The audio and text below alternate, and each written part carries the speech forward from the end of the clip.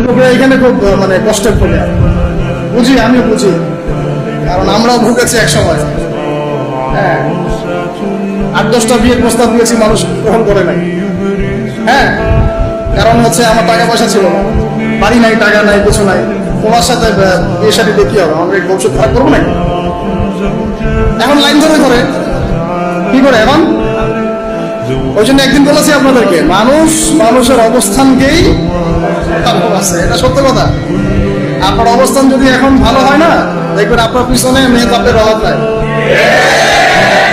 আর আপনার তো এখন চাকরি বাকরি নাই, জমি জমা নাই, হ্যাঁ, আপনার টাকা পয়সা কম, আপনি দৌড়ান মানুষের পিছনে, আপনাকে পাত্তা দিবে না। দুনিয়া খুব খারাপ।